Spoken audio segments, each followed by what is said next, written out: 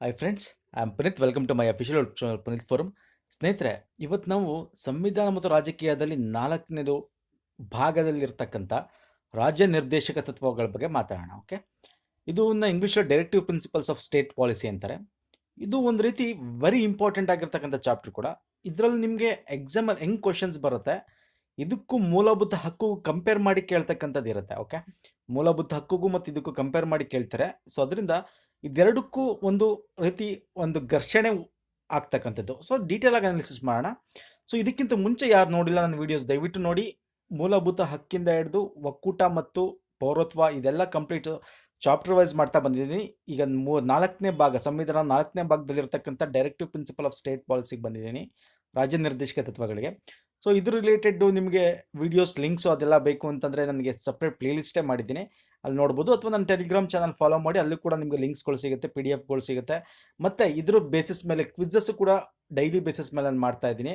So ಇದರ link ನಾನು description ಬಾಕ್ಸಲ್ಲಿ ಇರುತ್ತೆ. ಇಲ್ಲಾಂದರೆ ನೀವು ಟೆಲಿಗ್ರಾಮ್ ಅಲ್ಲಿಗೆ ಹೋಗಿ ಪುನೀತ್ ಫೋರಮ್ ಅಂತ ಸರ್ಚ್ ಮಾಡಿದ್ರೆ ಸ್ಪೇಸ್ ಬಿಡಬೇಕು, PUNEETH ಅಂತ ಸ್ಪೇಸ್ ಬಿಟ್ಟು FRUM ಅಂತ ಕೊಟ್ಟರೆ ನಿಮಗೆ ಈ ರೀತಿ ಇರತಕ್ಕಂಥ ಒಂದು ನನ್ನ ಸೇಮ್ ಯೂಟ್ಯೂಬ್ ಚಾನಲಲ್ಲಿ ಇರತಕ್ಕಂಥ ಸಿಂಬಲೇ ಬರುತ್ತೆ. ಸೊ ಇಲ್ಲಿಗೆ ನೀವು ಜಾಯ್ನ್ ಆಗ್ಬೋದು. Okay, fine. So what is directive principle of state policy ಅಂದರೆ ರಾಜ್ಯ ನಿರ್ದೇಶಕ ತತ್ವಗಳು ಸಂವಿಧಾನದ 4ನೇ ಭಾಗದಲ್ಲಿ ಪಾರ್ಟ್ 4ಅಲ್ಲಿ ಇರ್ತಕ್ಕಂಥದ್ದು 36ರಿಂದ 51ನೇ ವಿಧಿ ತನಕ ಬರ್ತಕ್ಕಂಥದ್ದು. ಸೊ ಈ ಒಂದು ಈಗ ನಿಮಗೆ ಇದನ್ನು ಸಿಂಪಲ್ ಆಗಿ ಹೇಳ್ಬೇಕಂದ್ರೆ ಒಂದೇ ಲೈನಲ್ಲಿ, ಈಗ ಸರ್ಕಾರ ಏನು ಪ್ರೋಗ್ರಾಮ್ಗಳು ತರ್ತವೆ, ಯೋಜನೆಗಳು ತರ್ತವೆ, ನೀವು ನೋಡಿರ್ತೀರ, ಪರಿಶಿಷ್ಟ ಜಾತಿ ಪಂಗಡಗಳಿಗಾಗಿರ್ಬೋದು, ಅಂದರೆ ಹಿಂದುಳಿದ ಜನಾಂಗಗಳಿಗಾಗಿರ್ಬೋದು ಒಂದು, ಇನ್ನೊಂದು ಸಾಮಾಜಿಕವಾಗಿ ಹಿಂದುಳಿದವರು ಒಂದು, ಮತ್ತು ಶೈಕ್ಷಣಿಕವಾಗಿ ಹಿಂದುಳಿದವ್ರಿಗೆ ಏನು ಮಾಡ್ತಾರೆ, ಸರ್ಕಾರಿ ಕಾಲೇಜು ಮತ್ತು ಅವ್ರಿಗೊಂದಷ್ಟು ಸ್ಕೀಮ್ಸು ಅಲ್ವಾ. ಮತ್ತು ದೈಹಿಕವಾಗಿ ಹಿಂದುಳಿದಿರ್ತಾರೆ, ಅಂದರೆ ದೈಹಿಕ ಪ್ರಾಬ್ಲಮ್ಸ್ ಇರುತ್ತೆ ಅಂಥವ್ರಿಗೆ, ಫಿಸಿಕಲಿ ಹ್ಯಾಂಡಿಕ್ಯಾಪ್, ಅವ್ರಿಗೆ ತರ್ತಕ್ಕಂಥ ಪ್ರೋಗ್ರಾಮ್ಸ್ ಆಗಿರೋದು. ಸೊ ಈ ಸರ್ಕಾರಕ್ಕೆ ಒಂದು ಮಾರ್ಗದರ್ಶನ ನೀಡುತ್ತಲ್ಲ, ಯಾವ ರೀತಿ ಅವರು ಪ್ರೋಗ್ರಾಮ್ಗಳು ಮಾಡಬೇಕು, ಯಾವ ರೀತಿ ಅವ್ರು ಸ್ಕೀಮ್ಸ್ ತರಬೇಕು, ಯಾವ ಒಂದು ಸರ್ಟನ್ ಬೇಸ್ ಆಗಿರ್ತಕ್ಕಂಥ ಸಾಮಾಜಿಕವಾಗಿ ಹಿಂದುಳಿತಕ್ಕ ಜನಾಂಗಗಳನ್ನ ಮೇಲೆತ್ತಬೇಕು, ಮತ್ತು ಸಮಾನತೆನ ಹೆಂಗೆ ಕಾಪಾಡ್ಕೋಬೇಕು, ಯಾವ ರೀತಿ ಯೋಜನೆಗಳು ತರಬೇಕು, ಯಾವ ರೀತಿ ಆಡಳಿತ ನಡೆಸಬೇಕು ಅಂಥದ್ದೆಲ್ಲ ಈ ರಾಜ್ಯ ನಿರ್ದೇಶಕ ತತ್ವಗಳಲ್ಲೇ ಹೇಳಿರ್ತಕ್ಕಂಥದ್ದು. ಅರ್ಥ ಆಯ್ತಲ್ವಾ? ಇಲ್ಲಿ ಸರ್ಕಾರಕ್ಕೆ ಒಂದು ರೀತಿ ಮಾರ್ಗದರ್ಶನ ನೀಡ್ತಕ್ಕಂಥದ್ದು ಇದು ರಾಜ್ಯ ನಿರ್ದೇಶಕ ತತ್ವಗಳು ಒಂದು ಅರ್ಥ. ಇದನ್ನ ಕರೆಕ್ಟಾಗಿ ಫಾಲೋ ಮಾಡಿಬಿಟ್ರೆ ನಮ್ಮ ದೇಶ ಅಥವಾ ನಮ್ಮ ರಾಜ್ಯ ಏನಾಗುತ್ತೆ, ರಾಮರಾಜ್ಯ ಆಗುತ್ತೆ ಅಂತ ಹೇಳ್ತಾರೆ. ಓಕೆ, ಇದನ್ನ ಐರ್ಲೆಂಡ್ ದೇಶದ ಒಂದು ಸಂವಿಧಾನದಿಂದ ಎರವು ಪಡೆಯಲಾಗಿರೋದು. ಇವನ್ ಎರವು ಯಾವ್ಯಾವ ಸಂವಿಧಾನ ಎಲ್ಲೆಲ್ಲಿಂದ ತೊಗೊಂಡಿದ್ದೀವಿ ನಮ್ಮ ಸಂವಿಧಾನಕ್ಕೆ ಅಂತಕ್ಕಂಥದ್ದು ಕೂಡ ಸಪ್ರೇಟ್ ವಿಡಿಯೋ ಇದೆ, ನನ್ನ ಪ್ಲೇಲಿಸ್ಟಲ್ಲಿ ಸಿಗ್ತಕ್ಕಂಥದ್ದು. ರೀಸೆಂಟಾಗೆ ಮಾಡಿದ್ದೀನಿ, ಒಂದು ಪಾರ್ಟ್ 2 ಅಂದ್ಕೋತೀನಿ ಅದು. Okay, fine. ಸೊ ಇಲ್ಲಿ ಅರ್ಥ ಏನು ಅಂದರೆ, ನಮ್ಮ ಸುಖಿ ರಾಜ್ಯ, ಕಲ್ಯಾಣ ರಾಜ್ಯ ಸ್ಥಾಪಿಸಲು ಕೇಂದ್ರ ರಾಜ್ಯ ಸರ್ಕಾರಕ್ಕೆ ಏನೇನು ತತ್ವಗಳನ್ನ ರೂಪಿಸ್ಬೇಕು ಅಂತ ಈ ರಾಜ್ಯ ನಿರ್ದೇಶಕ ತತ್ವಗಳು ಹೇಳುತ್ತೆ. ಸೊ ಈಗ ಸರ್ಕಾರ ಏನು ತರುತ್ತೆ ಅಲ್ಲ ಸ್ಕೀಮು, ಅದು ಅವರೇ ಯೋಚನೆ ಮಾಡಲ್ಲ. ಅವ್ರಿಗೆ ಈ ರಾಜ್ಯ ನಿರ್ದೇಶಕ ತತ್ವ ಒಂದು ರೀತಿ ಕೆಟಲಿಸ್ಟ್ ಥರ ಉತ್ತೇಜನ ಕೊಡ್ತಕ್ಕಂಥದ್ದು. ಇಲ್ಲಿರೋದನ್ನೇ ಅವ್ರು ಫಾಲೋ ಮಾಡಿಬಿಟ್ರೆ ಸಾಕು. ಅವ್ರದ್ದೇ ಆದಂಥ ಒಂದು ಏನು ರಿಸರ್ಚ್ ಮಾಡೋ ನೆಸೆಸಿಟಿ ಇಲ್ಲ, ಸಂವಿಧಾನದಲ್ಲೇ ಎಲ್ಲ ಕೊಟ್ಬಿಟ್ಟಿದೆ. ಸೊ ಈ ಎಸ್ಪೆಷಲಿ 4ನೇ ಒಂದು ಭಾಗದಲ್ಲಿರ್ತಕ್ಕಂಥ ಇದನ್ನು ಅವ್ರು ಫಾಲೋ ಮಾಡಿಬಿಟ್ರೆ, ಇಲ್ಲಿರ್ತಕ್ಕಂಥ ತತ್ವಗಳನ್ನು ತಮ್ಮ ಒಂದು ಸ್ಕೀಮ್ಗಳಲ್ಲಿ, ಯೋಜನೆಗಳಲ್ಲಿ ಮತ್ತು ಜನರ ಒಂದು ಏಳ್ಗೆಗಾಗಿ ಅವರು ಅನುಸರಿಸ್ಬಿಟ್ರೆ ಎಲ್ಲ ಒಂದು ಇದು ಸಿಗ್ತಕ್ಕಂಥದ್ದು, ಏನು ರಾಮರಾಜ್ಯ ಆಗುವಂಥ ಎಲ್ಲ ಲಕ್ಷಣಗಳಿರುತ್ತೆ ಅಂತ ಹೇಳ್ತಾರೆ. Okay, fine. ಸೊ ಇವಾಗ ಇದನ್ನು ಆ್ಯಕ್ಚುಲಿ ನೋಡೋದಕ್ಕೋದ್ರೆ ನಾವು ಗಾಂಧೀಜಿಯವರು ಕೂಡ ಈ ಒಂದು ರಾಜನೈತಿಕ ತತ್ವಗಳಿಗೆ ಒಂದಷ್ಟು ವಿಚಾರಧಾರೆಗಳನ್ನು ಕೊಟ್ಟಿದ್ದಾರೆ.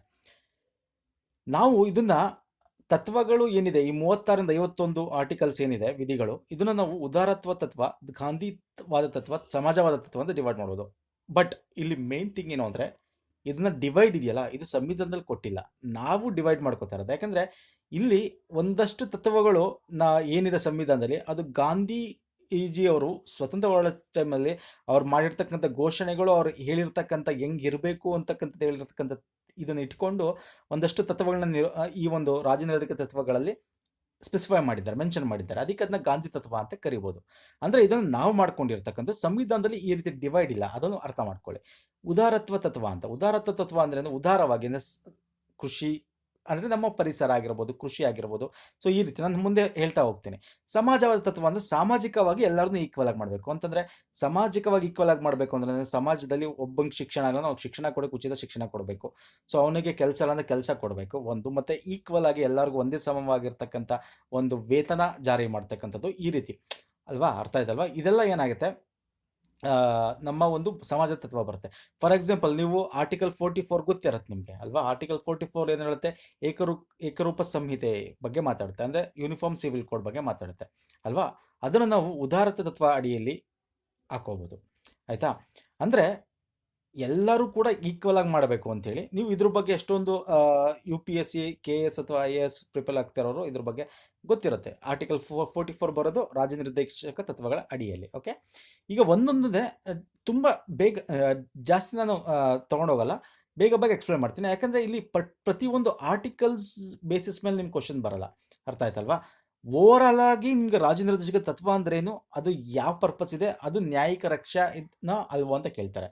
ನಾನು ನಿಮಗೆ ಮೂಲಭೂತ ಹಕ್ಕು ಮಾಡ್ಬೇಕಾದ್ರೆ ಹೇಳಿದ್ದೀನಿ, ಮೂಲಭೂತ ಹಕ್ಕು ನ್ಯಾಯ ರಕ್ಷವಾಗಿರ್ತಕ್ಕಂಥ ನಮ್ಮ ಸಂವಿಧಾನದಲ್ಲಿ ಇರತಕ್ಕಂಥ ಒಂದೇ ಒಂದು ಹಕ್ಕು. ಇನ್ನು ಬೇರೆ ಯಾವುದೇ ಆಗಿರ್ತಕ್ಕಂಥದ್ದು ಮೂಲಭೂತ ಹಕ್ಕಲ್ಲ, ಅದು ಒಂದು ಕಾನೂನು ಹಕ್ಕಾಗುತ್ತೆ. ಇದಕ್ಕೆ ಈಗ ಫಾರ್ ಎಕ್ಸಾಂಪಲ್ ರಾಜ್ಯ ನಿರ್ದೇಶಕ ತತ್ವಗಳು ಅಂತ ಏನು ಹೇಳಿದ್ವಿ, DPSP ಅಂತ, directive principle of state policy ಅಂತ ಶಾರ್ಟ್ಕಟ್ ಆಗಿ ಇದ್ಮೇಲೆ ನಾವು ಏನಂತ ಕರೆಯೋಣ, DPSP ಅಂತ ಕರೆಯೋಣ. ಈ DPSP ನ್ಯಾಯ ರಕ್ಷಿತವಾದವೂ ಅಲ್ಲ, ಅರ್ಥ ಆಯ್ತಾ? ಬರೀ ಮೂಲಭೂತ ಹಕ್ಕು ಮತ್ತು ನ್ಯಾಯ ರಕ್ಷಿತವಾದವು. ಅಂದರೆ ಇದು ಕರೆಕ್ಟಾಗಿ ಸರ್ಕಾರ ಇದನ್ನ ಒಂದು ಸ್ಕೀಮ್ ತಂದಿಲ್ಲ ಈ ಬೇಸಿಸ್ ಮೇಲೆ ಅಂತೇಳಿ ನಾವು ಕೋರ್ಟ್ಗೆ ಹೋಗೋಕ್ಕಾಗಲ್ಲ, ಅರ್ಥ ಆಯ್ತಲ್ವ? This is basic thing. ಇಷ್ಟು ತಿಳ್ಕೊಂಡ್ರೆ ನಾವು ಮುಂದಕ್ಕೆ ಹೋಗ್ತೀನಿ. ಓಕೆ, ವಿಧಿ 36 ಏನಂತಂದರೆ ರಾಜ್ಯ ಅಂತ ಪದದ ಬಗ್ಗೆ ಅರ್ಥ ಕೊಡುತ್ತೆ ನಿಮಗೆ. ಅಂದರೆ ರಾಜ್ಯ ಅಂತಕ್ಕಂಥದ್ದು ಏನು ಅಂದರೆ ಕೇಂದ್ರ ಸರ್ಕಾರ ಅನ್ನೋದು ಒಂದು, ನಮ್ಮ ಸ್ಟೇಟ್ ಅಂತ ಒಂದು ರಾಜ್ಯ ಸರ್ಕಾರ ಮತ್ತು ಸ್ಥಳೀಯ ಸಂಸ್ಥೆಗಳು, ಅದು ರಾಜ್ಯ ಅಂತ ಸೂಚಿಸುತ್ತೆ. ಇದು ಬಿಡಿ, ಇದು ಹಳೆಯದು, ಇದು ನಾನು ಚೇಂಜ್ ಮಾಡಬೇಕಾಗಿತ್ತು. ಅಂದರೆ ಇವಾಗ ಬೇರೆ ಕಮೆಂಟ್ ಸೆಕ್ಷನ್ ತಿಳಿಸಿ. ಜಸ್ಟ್ ಒಂದು ಸಿಂಪಲ್ ಕ್ವಶನ್, ನಾನು ಬೇರೆ ಒಂದು ಕ್ವಶನ್ಸಲ್ಲೂ ಕೇಳಿರ್ತೇನೆ ನಿಮಗೆ.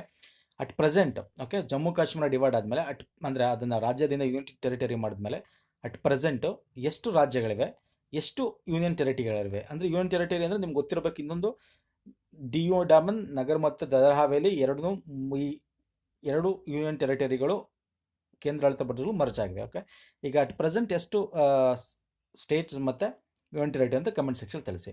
ಸೊ ವಿಧಿ 36ರಲ್ಲಿ ಬರೀ ರಾಜ್ಯದ ಬಗ್ಗೆ ಮಾತ್ರ ಮಾತಾಡುತ್ತೆ. ಓಕೆ, ರಾಜ್ಯ ಅಂತಂದ್ರೆ ಏನು ಅನ್ನೋದ್ರ ಬಗ್ಗೆ ಮಾತ್ರ ಮಾತಾಡುತ್ತೆ. ಅರ್ಥ, ರಾಜ್ಯ ಅನ್ನೋ ಪದಕ್ಕೆ ಅರ್ಥ, ಸ್ಟೇಟ್ ಅನ್ನೋ ಅರ್ಥ ಕೇಂದ್ರ ಸರ್ಕಾರ, ರಾಜ್ಯ ಸರ್ಕಾರ ಮತ್ತು ಸ್ಥಳೀಯ ಸರ್ಕಾರ ಅಂತ ಹೇಳುತ್ತೆ.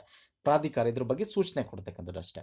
ಓಕೆ, ಇಲ್ಲಿ ಆ್ಯಕ್ಚುಲಿ ಸ್ಟಾರ್ಟ್ ಆಗಿದೆ ನಮಗೆ directive principle of state policy 38ರಿಂದ. ಆ್ಯಕ್ಚುಲಿ ಹೇಳ್ಬೇಕಂದ್ರೆ 37ನೇ ವಿಧಿ ಏನಂತೆ, ರಾಜ್ಯ ನಿರ್ದೇಶಕ ತತ್ವಗಳ ರಕ್ಷಣೆಗೆ ನ್ಯಾಯಾಲಯ ದೂರು ಸಲ್ಲಿಸುವಂತಿಲ್ಲ ಅಂತ ಹೇಳುತ್ತೆ. ಸೊ ಇದೆರಡು ಬೇಸಿಕ್ ಥಿಂಗ್ಸ್. 36, 37 ಜಸ್ಟ್ ಒಂದು ರೀತಿ ಡೆಫಿನಿಷನ್ ಕೊಡುತ್ತೆ ಅಷ್ಟೇ. ಸೊ ಸ್ಟಾರ್ಟ್ ಆಗಿದೆ ನಮಗೆ ಆ್ಯಕ್ಚುಲಿ 38ರಿಂದ. ಸೊ ಈ 38ರಿಂದ ನಾವು ಏನು ಸ್ಟಾರ್ಟ್ ಆಗಿದೆ, ಇದು ಸಮಾಜವಾದ ತತ್ವಗಳು ಅಂತ ಬೇಕಾದ್ರೆ ಅಂದ್ಕೋಬೋದು. ನೋಡಿ ಬೇಕಾದ್ರೆ ಸಾಮಾಜಿಕ ನ್ಯಾಯ, ನಾಗರಿಕ ಸಾಮಾಜಿಕ ನ್ಯಾಯ, ಆರ್ಥಿಕ ರಾಜಕೀಯ ನ್ಯಾಯ ಒದಗಿಸಿಕೊಡೋಕ್ಕೆ ಲೋಕ ಕಲ್ಯಾಣ ಸಾಧಿಸುವುದು, ಇದು 38ನೇ ವಿಧಿ ಹೇಳುತ್ತೆ. ನಿಮಗೆ ಇಲ್ಲಿ ಎಲ್ಲ ವಿಧಿಗಳು ರಾಜ್ಯ ನಿರ್ದೇಶಕ ತತ್ವಗಳಲ್ಲಿ ನೆನಪಿಟ್ಕೊಳ್ಳೋ ನೆಸಿಟಿ ಇಲ್ಲ ಸ್ನೇಹಿತರೆ. ನಿಮಗೆ ರಾಜ್ಯ ನಿರ್ದೇಶಕ ತತ್ವಗಳಲ್ಲಿ ಒನ್ ವರ್ಡಲ್ಲಿ ಕೇಳೋದು ಹೆಂಗೆ ಅಂತಂದರೆ, ಮೇನ್ 44 ನಾನು ಹೇಳ್ತೀನಿ, 38 ಒಂದು ನೆನ್ಪಿಟ್ಕೊಳ್ಳಿ, 44 ಒಂದು ನೆನ್ಪಿಟ್ಕೊಳ್ಳಿ, ಮುಂದೆ ಹೇಳ್ತೀನಿ 1, 2, 3 ನೆನ್ಪಿಟ್ಕೊಂಡ್ರೆ ಸಾಕಷ್ಟೇ. ಇನ್ನು ಮಿಕ್ಕಿದ್ದು ನಿಮಗೆ ಜನರಲೈಸ್ ಮಾಡಿ ಕೇಳ್ತಕ್ಕಂಥ ಕ್ವಶನ್. ಅಂದರೆ ಫಾರ್ ಎಕ್ಸಾಂಪಲ್ ನಾನು ಹೇಳಿದೆ, ರಾಜ್ಯ ನಿರ್ದೇಶಕ ತತ್ವಗಳು ನ್ಯಾಯ ರಕ್ಷಿತವೋ ಅಲ್ವಾ? ಅಲ್ಲ ಒಂದು. ಮತ್ತು ಇನ್ನು ಮುಂದೆ ಮೂಲಭೂತ ಹಕ್ಕು ಇದಕ್ಕೂ ಕಂಪೇರ್ ಮಾಡಿ ಮುಂದೆ ಹೇಳ್ತೀನಿ, ಆವಾಗ 1, 2, 3 ಕ್ವಶನ್ ಅದ್ರ ಮೇಲೆ ಕೇಳ್ತಾರೆ. ಇನ್ನು ನಿಮ್ಗೆ ಆನ್ಸರ್ ರೈಟಿಂಗಲ್ಲಿ ಕೇಳೋದೇನು ಅಂದರೆ, ರಾಜ್ಯ ನಿರ್ದೇಶಕ ತತ್ವದ ಓವರಾಲ್ ಆಗಿ ಕೇಳ್ತಕ್ಕಂಥದ್ದು. ಅಲ್ಲಿ ನಿಮಗೆ 1, 2, 3 ಆರ್ಟಿಕಲ್, ಈಗ ಫಾರ್ ಎಕ್ಸಾಂಪಲ್ 38 ಹೇಳಿದೆ, 44 ಒಂದು ಹೇಳ್ತೀನಿ, ಅದೇ ರೀತಿ ಮುಂದೆ ಇನ್ನೊಂದು ಬರುತ್ತೆ, ಅದನ್ನು ಹೇಳ್ತೀನಿ. ಸೊ ಈ ಒಂದು 3-4 ತಿಳ್ಕೊಂಡು that's more than enough. Okay, fine. So ಈಗ ನೋಡಿ 39ನೇ ವಿಧಿ ಅಡಿಯಲ್ಲಿ ಏನಾಗುತ್ತೆ ಅಂದರೆ, ಅದನ್ನು ABCD ಅಂತ ಕ್ಲಾಸಸ್ ಮಾಡಿದ್ದಾರೆ. 39ನೇ ವಿಧಿಯಲ್ಲಿ ನಾಗರಿಕರು ಪುರುಷರೇ ಆಗಿರಲಿ ಮಹಿಳೆಯರೇ ಆಗಿರಲಿ ಸಮಾನವಾಗಿ ಜೀವನ ನಿರ್ವಹಿಸೋದಕ್ಕೆ ಸಾಕಷ್ಟು ಸಾಧನಗಳು ಹೊಂದುವ ಹಕ್ಕು ಹೊಂದಿರುತ್ತಾರೆ. ಅಂದರೆ ಪುರುಷರು ಸಮಾನರಿಗೆ ಸಮಾನತೆ ಕೊಡ್ತಕ್ಕಂಥದ್ದು, ಇದು ಸಮಾಜವಾದ ಹಕ್ಕು ತತ್ವ ಅಡಿಯಲ್ಲಿ ಬರ್ತಕ್ಕಂಥದ್ದು ಅಲ್ವಾ? ನೆಕ್ಸ್ಟ್ B ಏನು ಹೇಳುತ್ತೆ, ಭೌತಿಕ ಸಾಧನಗಳ ಒಡೆತನ ಮತ್ತು ನಿಯಂತ್ರಣವು ಸಾಮೂಹಿಕ ಹಿತ ಸಾಧನೆಗೆ ಅತ್ಯುತ್ತಮ ರೀತಿಯಲ್ಲಿ ಸಹಾಯಕವಾಗುವಂತೆ ಹಂಚಿಕೆ ಆಗುವುದು. ಭೌತಿಕ ಸಾಧನ ಅಂದ್ರೇನು? ಭೌತಿಕವಾಗಿ ಅಂದರೆ ಈ ಲ್ಯಾಂಡ್ಸ್, ಅಂದರೆ ನಿಮಗೆ ಈಗ ಜಮೀನ್ದಾರಿ ಪದ್ಧತಿ. ಸೊ ಇದಕ್ಕೆಲ್ಲ ಏನು ಮಾಡಿದ್ರು ನೋಡಿ, ಇದು ಒಂದು ಬೇಸಿಸ್ ಮೇಲೇ ಸರ್ಕಾರ ಏನು ಮಾಡ್ತು, ಜಮೀನ್ದಾರಿ ಪದ್ಧತಿನ ಇದು ಮಾಡಬೇಕು ಅಂತೇಳಿ ಎಲ್ಲರೂ ಉಳಿವನೇ ರೈತ ಅಂತ ತಂತು ಅಲ್ವಾ? ಕೇಂದ್ರ ಸರ್ಕಾರ ತಂದಿರತಕ್ಕಂಥದ್ದು ಒಂದು ಸ್ಲ್ಯಾಬ್ನ ಕ್ರಿಯೇಟ್ ಮಾಡ್ತು, ಎಲ್ಲರಿಗೂ ಹಂಚಕ್ಕೆ ಇದು ಮಾಡ್ತು. ಇನ್ನು ಹಿಂದುಳಿದ ವರ್ಗಗಳ ನೇತರ ಕರ್ನಾಟಕದವರು ಯಾರು, ನಿಮಗೆ ನಮ್ಮ ಅರಸರು ಅಂತಂದ್ರೆ ನಮ್ಮ ಮುಖ್ಯಮಂತ್ರಿ ಆಗಿರೋ ದೇವರಾಜ ಅರಸರು. ಅವ್ರನ್ನೂ ಕೂಡ ನೆನೆಸ್ಕೋತೀವಿ. ನಿಮ್ಗೆ ಗೊತ್ತೇ ಇದೆ. ಅವರು ಏನು ಮಾಡಿದ್ರು ಹೇಳಿ ಕಮೆಂಟ್ ಸೆಕ್ಷನ್ ತಿಳಿಸಿ. ಅವ್ರು ಏನು ಮುಖ್ಯವಾಗಿ ತಂದಿರತಕ್ಕಂಥ ಒಂದು ಯೋಜನೆ ಯಾವುದು ಇದ್ರ ಬಗ್ಗೆ ಅದನ್ನ ಕಮೆಂಟ್ ಸೆಕ್ಷನ್ ತಿಳಿಸಿ. ಫೈನ್. ನೆಕ್ಸ್ಟು ಈ 39ನೇ ಸಿ ವಿಧಿ ಹೇಳುತ್ತೆ ಗೊತ್ತಾ, ಸಕಲರಹಿತ ಸಾಧನೆಗೆ ತೊಂದರೆಯಾಗುವ ರೀತಿಯಲ್ಲಿ ಸಂಪತ್ತು ಮತ್ತು ಉತ್ಪಾದನಾ ಕೇಂದ್ರೀಕೃತವಾಗದಂತೆ ಆರ್ಥಿಕ ವ್ಯವಸ್ಥೆ ನಿರ್ವಹಿಸುವುದು. ಸಿ, ಏನಾದ್ರು ಪಾಲಿಸೀಸ್ ತಂದರೆ ಅದು ಹೆಂಗಿರಬೇಕು ಅಂದರೆ ಎಲ್ಲರಿಗೂ ಸರಿಯಾಗಬೇಕು. ಈಗ ಫಾರ್ ಎಕ್ಸಾಂಪಲ್ ಇವರು ಜಸ್ಟ್ ಶ್ರೀಮಂತರಿಗೆ ಮಾತ್ರ ಪಾಲಿಸಿ, ಅವ್ರಿಗೆ ಉಪಯೋಗ ಆಗೋಂಥ ಪಾಲಿಸಿ ತರೋದು ಈ ರೀತಿ ಇರಬಾರ್ದು. ಹೆಂಗೆ ತರಬೇಕು ಪಾಲಿಸಿ ಅಂದರೆ ಬಡವನು ಕೂಡ ಶ್ರೀಮಂತ ಆಗಬೇಕು, ಅವನು ಕೂಡ ಶ್ರೀಮಂತನ ಒಂದು ಇದಕ್ಕೆ ಬರಬೇಕು ಅನ್ನೋ ರೀತಿ ಪಾಲಿಸೀಸ್ಗಳು ತರಬೇಕು, ಯೋಜನೆಗಳು ತರಬೇಕು ಅಂತ 39ಸಿ ಆರ್ಟಿಕಲ್ ಹೇಳುತ್ತೆ. ಅದೇ ರೀತಿ 39ಡಿ ಸಮಾನ ಕೆಲಸಕ್ಕೆ ಸಮಾನ ವೇತನ. ಪ್ರತಿಯೊಬ್ಬ ಆಗಲಿ, ಅವ್ನು ಬಡವ, ಅವ್ನ ಜಾತಿ, ಈ ಭೇದ ಭಾವ ಮಾಡದೆ ಅವ್ನು ಈ ಕೆಲಸ ಮಾಡ್ತಾನೆ ಮತ್ತು ಲಿಂಗ ಭೇದ ಭಾವ ಮಾಡದೆ ಆ ಕೆಲಸ ಯಾರೇ ಮಾಡಿದ್ರು ಅವ್ರ ಸಮಾನ ವೇತನ ಇರಬೇಕು. ಈ ರೀತಿ ನೋಡಿ, ಇವೆಲ್ಲ ಯಾವುದು ಸಮಾಜ ತತ್ವದ ಆಧಾರದ ಮೇಲೆ ಇರ್ತಕ್ಕಂಥ ಒಂದು ರಾಜ್ಯ ನಿರ್ದೇಶಕ ತತ್ವಗಳು, DSPS ಅಲ್ವಾ. ಫೈನ್, ಈಗ ಅರ್ಥ ಆಗಿದೆ ಅನ್ಕೋತೀನಿ ಸ್ನೇಹಿತರೆ. ಸೊ ಈ ಒಂದು ತತ್ವಗಳ ಆಧಾರದ ಮೇಲೆ ಸರ್ಕಾರ ಏನು ಮಾಡುತ್ತೆ, ಸ್ಕೀಮ್ಸ್ಗಳು ತರ್ತಕ್ಕಂಥದ್ದು. ಸೊ ಈ ರೀತಿ ಈಗ ಮಹಿಳೆಯರು ಹಿಂದೆ ಇದ್ದಾರೆ ಅಂದರೆ ಲಿಂಗ ಭೇದವನ್ನು ಮಾಡೋಕ್ಕೆ, ಮಹಿಳೆಯರು ಮುಂದೆ ಬರೋಕ್ಕೆ ಅವ್ರಿಗೆ ಬರ್ತಕ್ಕಂಥ ಸ್ಕೀಮ್ಸ್ ತರೋದು. ಸೊ ಇವೆಲ್ಲ ಈ ರಾಜ್ಯ ನಿರ್ದೇಶಕ ತತ್ವಗಳ ಆಧಾರದ ಮೇಲೆ ತರ್ತಕ್ಕಂಥದ್ದು. ಅರ್ಥ ಆಗ್ತಾ ಇದೆ ಅಲ್ವಾ ಸ್ನೇಹಿತರೆ. ಫೈನ್. ಸೊ ನೆಕ್ಸ್ಟು ನೋಡ್ತಾ ಹೋಗೋಣ ಬನ್ನಿ. 39 ಹೇಳುತ್ತೆ ಕೆಲಸದ ಸ್ಥಳದಲ್ಲಿ ನ್ಯಾಯಯುತ ಮತ್ತು ಮಾನವೀಯ ಪರಿಹಾರ ಕೊಡ್ತಕ್ಕಂಥದ್ದು. 39F ಮಕ್ಕಳ ಕಲ್ಯಾಣೋನ್ನತಿಗೆ. ಅಂದರೆ ಇದೆಲ್ಲ ಏನು ಅಂತಂದರೆ ಅವ್ರಿಗೆ ಎಲ್ಲ ರೀತಿ ಪರಿಹಾರ ಸಿಗಬೇಕು. ಅಂದರೆ ಟೋಟಲ್ ಆಗಿ ಏನೇ ಒಂದು ಪಾಲಿಸಿ ಮಾಡಬೇಕಂದ್ರೆ, ಈವನ್ ನಿಮ್ಮ ಪ್ರೈವೇಟ್ ಕಂಪ್ನೀಸ್ಗಳು ಈ ಒಂದು ಬೇಸಿಸ್ ಮೇಲೆ ಪಾಲಿಸಿಗಳು ಮಾಡಿದ್ರೆ, ಸೊ ಈ ಎಂಪ್ಲಾಯೀಸ್ಗೆ ಯಾರು ಸ್ಟ್ರೈಕ್ ಮಾಡೋ ಇದಕ್ಕೆ ಹೋಗಲ್ಲ. ಯಾಕೆ ಹೇಳಿ, ಅವ್ರಿಗೆ ಏನು ಬೇಕು ಅಂತಕ್ಕಂಥ ರಾಜ್ಯ ನಿರ್ದೇಶಕ ತತ್ವದಲ್ಲೇ ಇದೆ. ಆ ಪಾಲಿಸಿಗಳನ್ನ ಇಟ್ಕೊಂಡು ಮಾಡುತ್ತೆ ಅಂತ ಏನಾಗುತ್ತೆ, ಅವ್ರಿಗೆ ಏನು ಬೇಕೋ ಅದು ಸಿಗುತ್ತೆ ಎಂಪ್ಲಾಯೀಸ್ಗೆ ಅಲ್ವಾ, ಸಿಗುತ್ತೆ. ಆಗ ಅವರು ಒಂದು ಜೀವನ ಮಾಡೋಕ್ಕೆ, ಒಂದು ರೆಸ್ಪೆಕ್ಟ್ಫುಲ್ ಜೀವನ ಮಾಡೋಕ್ಕೆ ಈಸಿ ಆಗುತ್ತೆ. ಬಟ್ ಇದನ್ನು ಯಾಕೆ ತರಲ್ಲ ಅಂದರೆ ಖರ್ಚು ಜಾಸ್ತಿ ಆಗುತ್ತೆ ಪ್ರೈವೇಟ್ ಕಂಪ್ನೀಸು. ಇವನ್ ಗೌರ್ಮೆಂಟು ಕೂಡ ಅದೇನೆ. ಅದಕ್ಕೂ ಮುಂದೆ ಹೇಳ್ತೀನಿ, ಗೌರ್ಮೆಂಟ್ ಇದನ್ನು ಏನಕ್ಕೆ ಸಂವಿಧಾನ ರಚನೆ ಮಾಡೋರು ಒಂದು ನ್ಯಾಯರಕ್ಷಿತ ಅಡಿಯಲ್ಲಿ ತರಲಿಲ್ಲ ಅಂತಕ್ಕಂಥದ್ದು ಮುಂದೆ ಹೇಳ್ತೀನಿ, ಅವಾಗ ನಿಮ್ಗೆ ಅರ್ಥ ಆಗುತ್ತೆ. ಓಕೆ. ನೆಕ್ಸ್ಟ್ 39A, ನೀವು ಇದರಲ್ಲಿ ನೆನಪಿಟ್ಕೊಳ್ಳೋದು ನೆಸೆಸಿಟಿ ಇಲ್ಲ ಸ್ನೇಹಿತರೆ. ಏನೇನು ಇದೆ ನಾನು ಏನೇನು ಎಕ್ಸ್ಪ್ಲೇನ್ ಮಾಡ್ತಾ ಇದ್ದೀನಿ, ಯಾವ ರೀತಿ ಡಿವೈಡ್ ಮಾಡಿದ್ದಾರೆ, ಯಾವ ಒಂದು ಸಂಬಂಧಪಟ್ಟದಿದೆ ಅಂತಕ್ಕಂಥದ್ದು ಏನಿದೆ ಅದನ್ನು ತಿಳ್ಕೊಂಡ್ರೆ ಸಾಕು. ನಿಮಗೆ ಪ್ರಿಲಿಮ್ಸಲ್ಲಿ ಅಥವಾ ನಿಮಗೆ FD, PS ಅಲ್ಲಿ ಏನು ನಿಮಗೆ ಕ್ವಶನ್ ಕೇಳ್ತಾರೆ ಅದನ್ನು ನಾನು ಹೇಳಿದ್ನಲ್ಲ ಆ ರೀತಿ ಕ್ವಶನ್ ಕೇಳ್ತಾರೆ, ಡೀಟೇಲಾಗಿ ಕೇಳಲ್ಲ. ಆನ್ಸರ್ ರೈಟಿಂಗ್ ಮಾತ್ರ ಬೇಕಾಗುತ್ತೆ ಅಷ್ಟೇ ಇವುಗಳು. ಇನ್ನು 39 ಹೇಳುತ್ತೆ ಸರ್ವರಿಗೂ ಸಮಾನ ಕಾನೂನು ಮತ್ತು ಉಚಿತ ಕಾನೂನು ನೆರವು. ಇದು 42ನೇ ತಿದ್ದುಪಡಿ ಮೂಲಕ 1976ರಲ್ಲಿ ಜಾರಿಗೆ ತರಲಾಗಿದೆ. ಮತ್ತು ವಿಧಿ 40 ಹೇಳುತ್ತೆ ಗ್ರಾಮ ಪಂಚಾಯತಿ ಸಂಘಟಿಸಲು ಕ್ರಮಗಳು. ನೋಡಿ, ಇಲ್ಲಿಂದ ಏನಾಗುತ್ತೆ ನಿಮಗೆ ಗಾಂಧಿ ತತ್ವ. ಗಾಂಧೀಜಿ ಅವ್ರು ಏನು ಹೇಳಿದ್ರು, ಗಾಂಧೀಜಿ ಪರಿಶಿಷ್ಟ ಜಾತಿ ಪಂಗಡಗಳಿಗೂ ಸಮವಾಗಿ ಕೊಡಬೇಕು ಅಂತ ಹೇಳಿದ್ರು. ಮತ್ತು ಪಂಚಾಯತ್ ವ್ಯವಸ್ಥೆಗೆ ಹೆಚ್ಚು ಒತ್ತು ಕೊಟ್ಟರು, ಗ್ರಾಮೀಣ ಪ್ರದೇಶಕ್ಕೆ ಹೆಚ್ಚು ಒತ್ತು ಕೊಟ್ಟರು, ಗುಡಿ ಕೈಗಾರಿಕೆಗಳಿಗೆ ಹೆಚ್ಚು ಒತ್ತು ಕೊಟ್ಟರು. ಸೊ ಇಲ್ಲಿರ್ತಕ್ಕಂಥ ತತ್ವಗಳು ಕೂಡ ಏನಾಗುತ್ತೆ ಅಂದರೆ ರಚನೆ ಮಾಡಿರೋರು ಗಾಂಧಿ ತತ್ವಗಳನ್ನ ಆಧಾರದ ಮೇಲೂ ಕೂಡ ರಚನೆ ಮಾಡಿದ್ದಾರೆ. ಡಿವೈಡ್ ಅಂತೂ ಮಾಡಿಲ್ಲ, ಡಿವೈಡ್ ನಾವು ಮಾಡ್ಕೋತಾ ಇರೋದು. ಬಟ್ ನೋಡಿ, ಫಾರ್ ಎಕ್ಸಾಂಪಲ್ ಕೆಲವು ಸಂದರ್ಭದಲ್ಲಿ ಕೆಲಸ ಮಾಡುವ, ಶಿಕ್ಷಣ ಪಡೆಯುವ ಮತ್ತು ಸರ್ಕಾರದ ಸಹಾಯ ಪಡೆಯುವ ಹಕ್ಕು ಇದೊಂದು. ಮತ್ತು ಕೆಲಸ ಮಾಡಲು ಪೂರಕವಾದ ನ್ಯಾಯಯುತವಾದ ಮತ್ತು ದಯಾಪರವಾದ ಮಾನವೀಯತೆಯ ಸ್ಥಿತಿಯನ್ನು ನಿರ್ಮಿಸುವ. ಅಂದರೆ ಶಿಕ್ಷಣನ ಆಕ್ಸಸ್ ಎಲ್ಲರೂ ಮಾಡಬೇಕು, ಆಯಿತಾ. ಫೈನಾನ್ಷಿಯಲ್ ಆಕ್ಸಸ್, ಈಗ ಒಂದು ಬಿಸ್ನೆಸ್ ಮಾಡಬೇಕು ಅಂದರೆ ಶ್ರೀಮಂತಿಗೆ ಎಷ್ಟು ಆಪರ್ಚುನಿಟೀಸ್ ಇರುತ್ತೆ, ಬಡವನಿಗೂ ಕೂಡ ಅಷ್ಟೇ ಆಪರ್ಚುನಿಟೀಸ್ ಇರಬೇಕು. ಇದನ್ನು ಕ್ರಿಯೇಟ್ ಮಾಡಿಕೊಡ್ತಕ್ಕಂಥದ್ದು ಯಾರು, ಸರ್ಕಾರ. ಯಾವ ಬೇಸಿಸ್ ಮೇಲೆ, ಈ ರಾಜ್ಯ ನಿರ್ದೇಶಕ ತತ್ವದ ಮೇಲೆ. ಅರ್ಥ ಆಯ್ತಲ್ವಾ. ಯಾವಾಗ ಈಗ ನಿಮ್ಗೆ ಎಷ್ಟೊಂದು ಫೈನಾನ್ಷಿಯಲ್ ಬೇಸಿಸ್ ಮೇಲೆ ರಿಪೋರ್ಟ್ಸ್ಗಳು ಬರುತ್ತೆ, ಸೂಚ್ಯಂಕೆಗಳು ಬರುತ್ತೆ, ರ್ಯಾಂಕ್ಸ್ ಬರುತ್ತೆ, ಒಂದು ಜಾಗತಿಕ ಸಂಸ್ಥೆಗಳು ರಿಲೀಸ್ ಮಾಡ್ತವೆ. ಅಲ್ಲಿ ಹೇಳೋದೇ ಇದು. ಅಂದರೆ ಆ ದೇಶದಲ್ಲಿ ಬಡವ ಆಗಿರ್ತಕ್ಕಂಥವನು ಒಂದು ಎಂಪ್ಲಾಯ್ಮೆಂಟ್, ಒಂದು ಬಿಸ್ನೆಸ್ ಎಸ್ಟಾಬ್ಲಿಷ್ ಅಥವಾ ಒಂದು ಕೆಲಸ ಎಸ್ಟಾಬ್ಲಿಷ್ ಮಾಡಬೇಕು ಅಂದರೆ ಅವನಿಗೆ ಏನು ಆಪರ್ಚುನಿಟೀಸ್ ಸಿಗುತ್ತೆ ಕಲ್ಪಿಸ್ಕೊಟ್ಟಿದೆ ಸರ್ಕಾರ ಅಂತಕ್ಕಂಥದ್ದು. ಸೊ ಇದೆಲ್ಲ ಏನು ಹೇಳುತ್ತೇಳಿ ರಾಜ್ಯ ನಿರ್ದೇಶಕ ತತ್ವಗಳು ಹೇಳ್ಕೊಟ್ಟಿರ್ತಕ್ಕಂಥದ್ದು. ಇದ್ರ ಮೇಲೆ ಸರ್ಕಾರ ಕೆಲಸ ಮಾಡಬೇಕಾಗತ್ತೆ. Okay, fine. ನೆಕ್ಸ್ಟ್ ವಿಧಿ 43 ಏನು ಹೇಳುತ್ತೆ, ಎಲ್ಲ ಕಾರ್ಮಿಕರಿಗೂ ಜೀವನ ನಿರ್ವಹಣಾ ಕೂಲಿ, ಉತ್ತಮ ಜೀವನ ಮಟ್ಟವನ್ನು ಖಾತ್ರಿಗೊಳಿಸೋದು, ಕೆಲಸ ಸ್ಥಿತಿಗಳನ್ನು ಮತ್ತು ವಿರಾಮದ ಸಂಪೂರ್ಣ ಉಪಯೋಗ ಮತ್ತು ಸಾಮಾಜಿಕ ಸಾಂಸ್ಕೃತಿಕ ಅವಕಾಶ ದೊರೆಯುವಂತೆ ಮಾಡುವುದು, ಗೃಹ ಕೈಗಾರಿಕೆಗಳನ್ನು ಪ್ರೋತ್ಸಾಹಿಸೋದು. ನೋಡಿ, ಇದೆಲ್ಲ ಏನಾಗುತ್ತೆ, ಇವನ್ ಆರ್ಟಿಕಲ್ 33 ಕೂಡ ಗಾಂಧಿ ತತ್ವ ಆಧಾರದ ಮೇಲೆ ಇರೋದು. ಗುಡಿ ಕೈಗಾರಿಕೆ ಇದೆಯಲ್ಲ, ನಮ್ಮ ಯಾವ ಒಂದು ಹಳ್ಳಿಗಾಡಿನ ಜನ ಮತ್ತು ಈ ಗುಡಿ ಕೈಗಾರಿಕೆಗಳೇ ಹೆಚ್ಚು ಒಂದು ಉದ್ಯೋಗ ಕೊಡ್ತಕ್ಕಂಥ ಕೈಗಾರಿಕೆಗಳು. ಮ್ಯಾಕ್ಸಿಮಮ್ ಪರ್ಸೆಂಟೇಜ್ ಆಫ್ ಜನಕ್ಕೆ, ಅಂದರೆ ಹೆಚ್ಚು ಜನರಿಗೆ ಕೊಡ್ತಕ್ಕಂಥದ್ದು. ಅದಕ್ಕೆ ಇದನ್ನು ಪ್ರೋತ್ಸಾಹಿಸಬೇಕು ಅಂತ ಗಾಂಧೀಜಿಯವರೇ ಹೇಳ್ತಾ ಇದ್ರು. ಓಕೆ, ನೆಕ್ಸ್ಟ್ 43 ಅಂದರೆ ಇದಕ್ಕೆ ಏನೇನು ಬೇಕು, ಇದಕ್ಕೆ ನಿಮಗೆ ಇಲ್ಲಿ ನಾನು ಎಕ್ಸಾಂಪಲ್ ಕೊಡ್ಬೋದು.